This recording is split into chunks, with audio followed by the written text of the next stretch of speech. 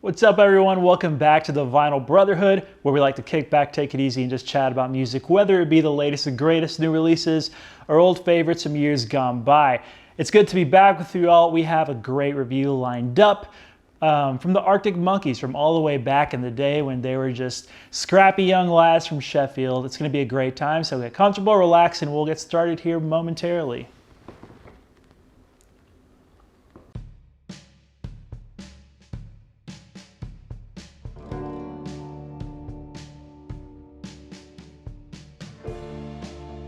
Welcome back to the Vinyl Brotherhood, ladies and gentlemen. It's been a little while since we last saw each other.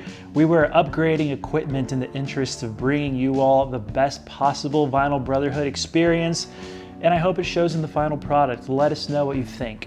Anyways, today is kind of special because we're reviewing what could now be considered an indie rock classic by the Arctic Monkeys, their second full-length studio album titled Favorite Worst Nightmare. We had actually gotten multiple requests for some Classic Monkeys reviews, and I was more than happy to oblige as a big fan of the band myself. So this one was a long time coming. Favorite Worst Nightmare was actually the album that got me into the band way back in my high school days. So I have a different, dare I say, more special connection to Favorite Worst Nightmare than I do some of their other releases. I'm sure many of you feel the same way, and that's for good reasons. So I guess our goal today is to see how well this holds up and perhaps define what it is that we love about it so much and what makes it so important to Arctic Monkeys' remarkable legacy.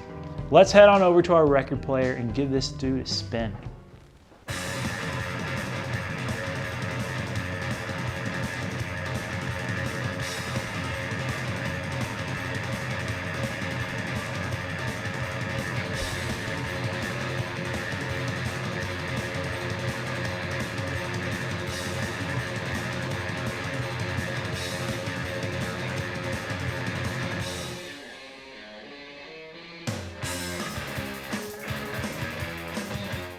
So obviously we were going to use Brainstorm as the intro music. It's the perfect album opener. Probably in my top 10 album intros of all time, frankly. Before we get going though, let's take a look at this now iconic album artwork for Favorite Worst Nightmare. I absolutely love it. Arctic Monkeys have always been on top of their artwork game. I love the pops of color coming from inside the building. And I don't know how well you can see this on the camera, but the font choice, the typeface is very fun and original. A little more of the same on the back, and when you open it up, the gatefold, it's a lot more of the same. Plenty to look at, very colorful. I am super into it.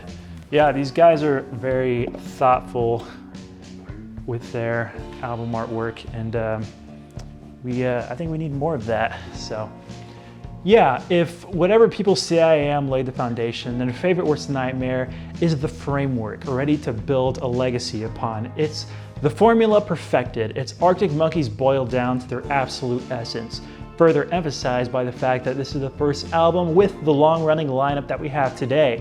Our favorite bassist, Nick O'Malley, has joined the party, joining Jamie Cook, Matt Helders, and Alex Turner to bring us the Arctic Monkeys we all know and love. So this quintessential Arctic Monkeys lineup opened up the album with the quintessential Arctic Monkeys track, the aforementioned Brainstorm. The song is like the Monkeys' good vibrations, in my opinion. No live performance or playlist is complete without Brainstorm, I tell you. Heck, the first third of this album is nothing but highly recognizable AM classics, including Teddy Picker, D is for Dangerous, and Balaclava. To my ears, these songs are simply impeccable. Monkeys fans will feel right at home being hit with a barrage of trademark characteristics, such as the tight, compact riffage, Matt Helders going ham on the drum kit, the aggressively vibratoed guitar leads, and obviously, it's not an Arctic Monkeys song without Alex's brilliant, witty, and biting lyricism. Brainstorm finds the band thoroughly amused with their friends' eccentric choices in fashion. Teddy Picker is a sharp critique of the music world, and D is for Dangerous reflects on complicated relationships in which our omniscient narrator describes someone as being the protagonist's favorite worst nightmare. All of this is fairly typical subject matter for the Arctic Monkeys of the mid-2000s, albeit slightly less youthful and blue-collar than the first album, but certainly no less British. If those first few tracks aren't catchy enough, Fluorescent Adolescent presents itself as the unabashed pop tune of the record, following along to a chord progression straight out of the 60s pop and R&B that the guys were clearly listening to at the time. This song is the gateway drug for your friends, by the way. Or if you think they'd prefer something softer, the only ones who know is the beautiful ballad right there in the middle of Favorite Worst Nightmare. No rhythm section, no vocal harmonies, just Alex and some dreamy guitar chords with a soft tremolo effect. And it gives us a nice breather before jumping back into the party. The second half of the record is by no means as instantaneous as the first half, but upon a few listens, I'm sure you'll recognize that these songs are no less significant. This House is a Circus boasts an incredible centerpiece guitar lead, one of the best on the album, if not their whole discography. And it's a fun song to sing along to at the meter that it's written in. If You Were There, Beware is undoubtedly the dark horse on Favorite Worst Nightmare. I noticed that along with This House is a Circus, it's one of their least played songs on Spotify, but it's one of the craziest, most dynamically interesting songs on the album, and Matt Helders' drum pattern during the second verse is nothing if not mesmerizing. Not to mention the fuzzed out guitar on the grit on the guitar tone during the song's bigger moments. It's just an absolute treat that clearly isn't getting enough love. Old Yellow Bricks has a perfectly danceable lead riff, one that I would place up there with Dancing Shoes and Fake Tales from San Francisco off the first album. The dreamy, verbed out chorus provides a nice contrast to the more straightforward verse with the eerie chant of "Who wants to sleep in a city that never wakes up, blinded by nostalgia?" And of course, it's followed up by the very much beloved fan favorite 505, the perfect closing track. So we have a perfect beginning and a perfect end. It features some standout Alex Turner lyrics, some of my favorite that he's ever written. Not shy of the spark, the knife twists at the thought that I should fall short of the mark. Frightened by the bite, though it's no harsher than the bark. The middle of adventure, such a perfect place to start. That's just a small sample of his exceptional work on this song. And what's also exceptional is the atmosphere they create on this track. Songs like Only Ones Who Know and 505 cement the band as experts in creating nocturnal environments. Some later albums lean into this much more, but this is an aspect to Arctic Monkeys that I have really come to love over the years. You could easily compile a playlist of nighttime AM cruising music, and honestly, I'm surprised I haven't tried that yet myself. But I guess that rounds out the track listing, so now I'd like to reflect upon the album as a greater whole. Upon listening for the first time in a good while, I noticed that there are qualities to these songs that sort of cement themselves as Arctic Monkeys trademarks, where perhaps the first album only flirted with such musical ideas. I already mentioned the nighttime backdrop as some of their best work, but a lot of the guitar work comes across as even more refined as well. The variety in the guitar playing techniques throughout keeps things very interesting, bouncing from intense tremolo picking, angular post-punk riffs, and fierce power chords. On the production end of things, their aesthetic choices are right on point.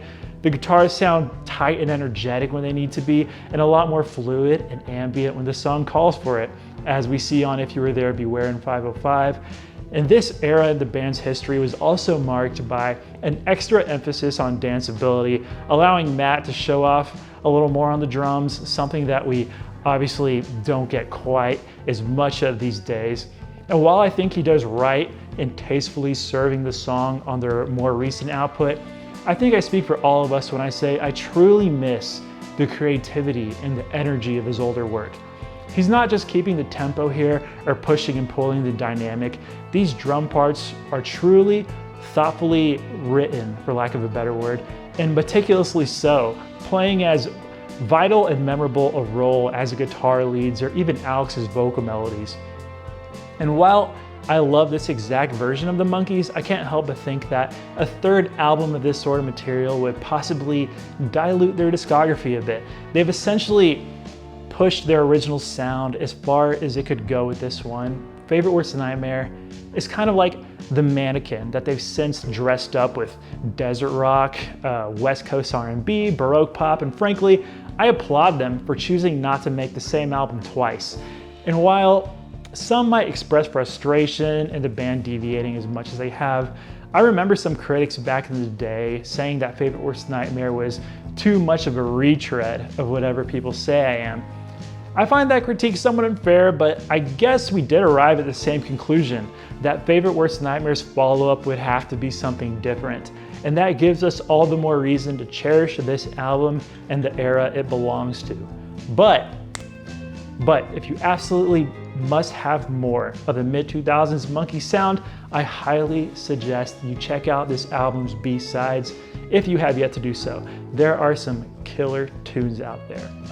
So, to fans of Arctic Monkeys, I say maybe it's time to give this one another spin. Let us remember the good times and be grateful that this wonderful collection even exists. To the AM casuals, I would say give this album a shot. Open your mind to it, be willing to accept that there is more and greater greatness beyond Do I Want to Know, so don't deprive yourself of it, even if you have to acquire the taste. And to the uninitiated, I highly recommend Favorite Worst Nightmare as a starting point. All of their albums are quality, but if you start here, or even from the first album, you'll be able to capture something similar to the experience the fandom had of being shocked by their later albums. I still remember how speechless I was upon listening to Humbug for the first time. I don't know how long it takes for an album to qualify as a timeless classic, but 15 years after the fact, Favorite Worst Nightmare hasn't aged even a bit, which I think is a great testament to the album's thoughtfulness, intentionality, and originality. So let's head back to the living area for some closing thoughts.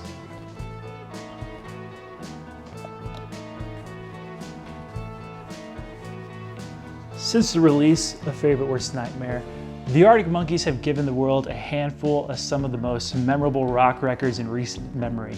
Even if they're not your favorite, or you don't think they're just the best, or you hate everything they've made since 2006, there's simply no denying that they're set to be one of the music world's most respected acts of the last 20 years. They've been around long enough to be influential now, and whenever or wherever you do hear that influence, chances are what you're hearing are the echoes, the old yellow bricks, if you will, that make up the indie rock monument that is Favorite Worst Nightmare.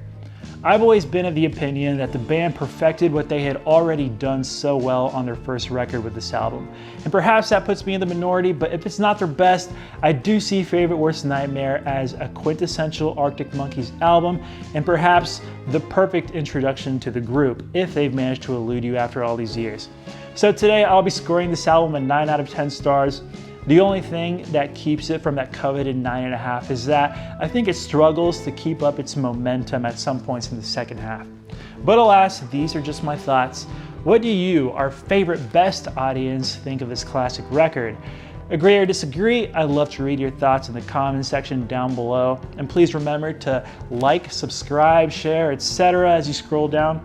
Y'all are incredible. Thanks so much for sticking with us while we were getting situated over here over the last month, or for checking us out if this is your first time watching us.